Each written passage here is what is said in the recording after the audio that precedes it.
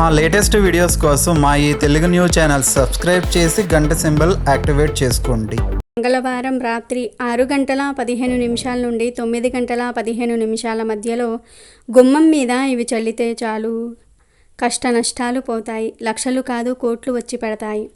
మీకు అదృష్టము, ఐశ్వర్యము, కని విని ఎరుగని సంపద వస్తుంది. అలానే మీకు ఉండే సమస్యలన్నీ కూడా పోతాయి. లక్ష్మీదేవి అనుగ్రహం కూడా లభిస్తుంది. గుమ్మం గురించి మన అందరికీ తెలుసు. గుమ్మానికి పూజ చేస్తారు. అలా గుమ్మానికి పూజ చేయటం వలన లక్ష్మీదేవి అనుగ్రహం లభిస్తుందని శాస్త్రాలు చెప్తూ ఉన్నాయి.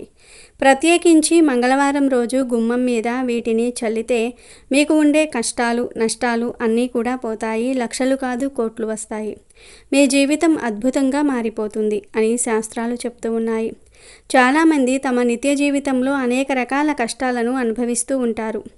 ఏ పని చేసినా కలిసి రావటం లేదని నష్టపోతూ ఉన్నామని బాధపడిపోతూ ఉంటారు. ఎప్పుడూ ఏదో ఒక సమస్యతో సతమతమైపోతూ ఉంటారు. ఇలా మీకు ఎటువంటి సమస్యలు ఉన్నా సరే, అంటే ధన సమస్యలు ఉన్నా, కష్ట నష్టాలు ఉన్నా సరే, మంగళవారం రోజు చక్కగా గుమ్మం మీద దీనిని చల్లండి చాలు మీ జీవితం అద్భుతంగా మారిపోతుందని శాస్త్రాలు చెప్తూ ఉన్నాయి.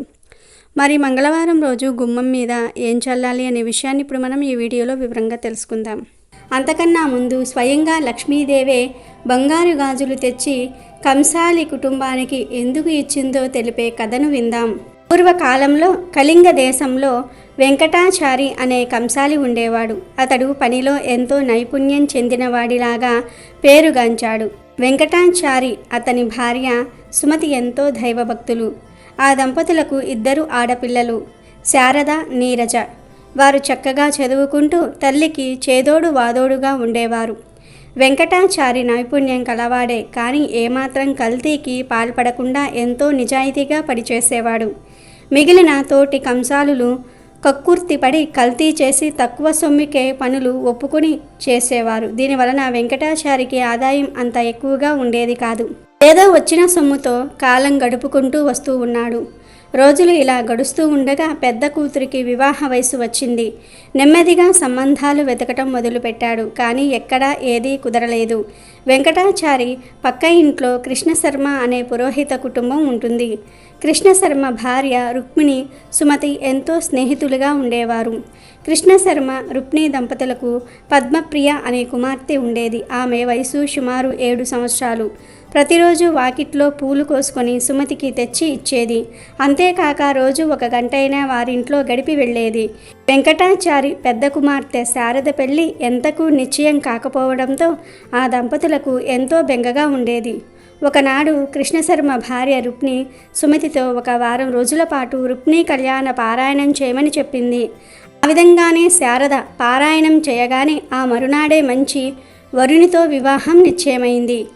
ఇక వివాహానికి కావలసిన సొమ్ము సేకరించి పెట్టుకోవటం అనే పనిలో పడ్డాడు వెంకటాచారి. ఇన్నేళ్లుగా కంసాలి వృత్తి చేస్తూ ఉన్నా కూడా కూతుళ్లకు కనీసం బంగారు గాజులు కూడా చేయించలేకపోయానే అని బాధపడ్డాడు. సుమతి రోజు ఉదయాన్నే పూజ చేసేటప్పుడు శ్రీ మహాలక్ష్మీదేవిని అనేక స్తోత్రాలతో పూజించేది. వివాహం దగ్గర పడుతున్నదని, దయచేసి వివాహానికి కావలసిన సొమ్ము సమయానికి అంది వచ్చేలాగా అనుగ్రహించమని ఆ తల్లిని ప్రార్థించేది. రోజులు ఇలా గడుస్తూ ఉండగా ఒకనాడు పద్మప్రియ రోజులాగా పూలు తీసుకుని ఉదయం పూజ సమయానికి రాలేదు. రోజు తప్పకుండా వచ్చే పిల్ల ఈరోజు ఇంకా రాలేదేమిటబ్బా అని సుమతి ఆలోచిస్తూ ఉండగా గుమ్మంలో గజ్జల చప్పుడయ్యింది. పద్మప్రియ చెంగున రానే వచ్చింది. రావడానికి ఆలస్యమైందని చెప్తూ పూలు తీసి సుమతి చేతిలో పెట్టింది. ఆ రోజు పద్మప్రియ రోజు కంటే అందంగా ఎంతో తేజస్సుతో కనిపించింది. సుమతి పద్మప్రియను, ఈరోజు నీ పుట్టినరోజా, ఇంత చక్కగా అలంకరించుకున్నావు అని అడిగింది. లేదు అత్తయ్య, రోజులాగానే తయారయ్యాను. స్నానం చేయటం కాస్త ఆలస్యం కావటంతో పూలు తీసుకురావటం ఆలస్యమయ్యింది. అది సరే గాని ఈ జత బంగారు గాజులు అమ్మ నీకు చూపించమని చెప్పింది. కొత్తగా కొనుక్కుందట, నిన్ను చూడమని పంపింది అన్నది. అప్పుడు సుమతి ఆ గాజులు తన చేతిలోనికి తీసుకుని చూస్తూ ఉండగా పద్మప్రియ ఇప్పుడే వస్తాను అని చెంగున బయటకు వెళ్ళింది. సుమతి ఆ గాజులను దేవుడి దగ్గర ఉంచింది. కాసేపైన తర్వాత పద్మప్రియ రాగానే ఇచ్చేద్దామని అనుకున్నది. వంట ఇంట్లోకి నైవేద్యం తీసుకురావడానికి వెళ్ళి పాయసం పూర్తవ్వగానే తీసుకువచ్చి పూజ గదిలో కూర్చుంటుంది. ఎదురుగా చూస్తే 2 జతల బంగారు గాజులు కనబడ్డాయి. ఇవేమిటి? ఇవి ఎక్కడి నుంచి వచ్చాయి? తాను ఇక్కడ పెట్టినది 1 జతే కదా? లేదా నేను పరధ్యానంలో ఉండి గమనించలేదా? పద్మప్రియ నా చేతికి 2 జతలు ఇచ్చిందా అని తలుస్తూ పూజ పూర్తి చేసి దేవునికి నైవేద్యం పెట్టింది. ఆ 2 జతల గాజులను తీసుకుని రుక్మిణికి ఇవ్వాలని వారింటికి వెళ్ళింది. ఆమెను చూసిన రుక్మిణి, ఏమిటి వదిన చేతిలో ఆ బంగారు గాజులు ఎక్కడివి? పిల్లలిద్దరికీ చేయించావా అని అడిగింది. ఇది విన్న సుమతి నోట మాట రాలేదు. అదేమిటి వదిన, ఇందాక పద్మప్రియ వచ్చి ఇచ్చింది కదా, నీవు కొనుక్కున్నావని నాకు చూపించమని చెప్పింది కదా అని అన్నది. అప్పుడు రుక్మిణి, అదేమిటి వదిన, పద్మప్రియ మీ ఇంటికి రావటమేమిటి? నిన్నటి నుంచి పిల్లకు ఒక్కటే జ్వరం, మంచం దిగనే లేదు, ఎక్కడికి వెళ్ళలేదు. అస్సలు ఆమె మీ ఇంటికే రానప్పుడు ఈ గాజులు ఎలా తెస్తుంది? అయినా నేను ఈ మధ్య అసలు గాజులే కొనుక్కోలేదు అని అన్నది. ఇది విన్న సుమతికి ఎంతో ఆశ్చర్యం కలిగింది. మరి ఇందాక వచ్చినది ఎవరు? ఆ గాజులు ఇచ్చినది ఎవరు అని ఆలోచిస్తూ ఉండగా ఆ వచ్చినది సాక్షాత్తు శ్రీ మహాలక్ష్మీదేవియే అని తోచింది. ఈ విషయమే రుక్మిణితో అన్నది.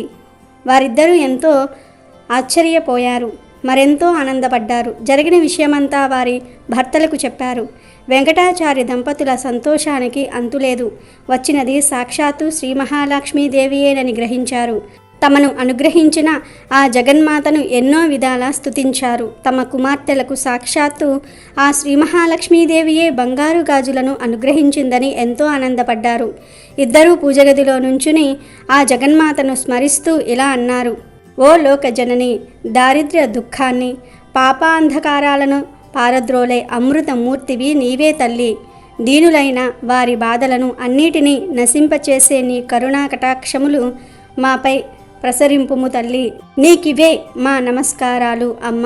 మిక్కిలి దయగలిగిన నీ కడగంటి చూపులతో నీ కరుణామృతాన్ని మాపై కురిపించు తల్లి. నీవు సర్వమంగళ ప్రధాయినివి. సకల చరాచర జగత్తు యందు నీవే వ్యాపించి ఉన్నావు తల్లి. నీకివే మా ప్రణామములు.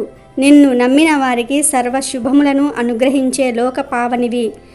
నీకివే మా నమస్కారములు అని పరివరి విధాల ప్రార్థించారు. లక్ష్మీదేవి తమకు సాయం చేసినందుకు ఎంతో సంతోషించారు. ఇక వీడియోలోకి వస్తే, మంగళవారం అనేది లక్ష్మీదేవికి ఎంతో ఇష్టమైన రోజు. ఎవరైతే కష్టాలతో, నష్టాలతో, బాధలతో, సమస్యలతో సతమతమైపోతూ ఉన్నారో వారు చక్కగా మంగళవారం రోజు రాత్రి 6:15 నుండి 9:15 మధ్యలో చక్కగా కొన్ని ధనియాలు తీసుకోండి. ధనియాలు అందరి ఇళ్లలో ఉంటాయి కదా. ఆ ధనియాలు ఒక చెంచాడు తీసుకొని ఆ ధనియాలను ఒక ప్లేట్లో వేయండి. ఎందుకంటే ధనియాలు నెగటివ్ ఎనర్జీని అడ్డుకుంటాయి. ధనియాలకు మన కష్టాలను తొలగించే శక్తి ఉంది. మన జీవితాలను మార్చేసే శక్తి ధనియాలకు ఉంది. ధనియాలు చాలా శక్తివంతమైనవి కనుక ధనియాలను ఒక ప్లేట్లో కానీ బౌల్లో కానీ వేయండి. తర్వాత ఈ ధనియాల మీద చిటికెడు ఆవాలను కూడా వేయండి. ఆవాలు కూడా మన జీవితాన్ని మార్చేసే శక్తిని కలిగి ఉంటాయి కనుక ఆవాలను వేయండి.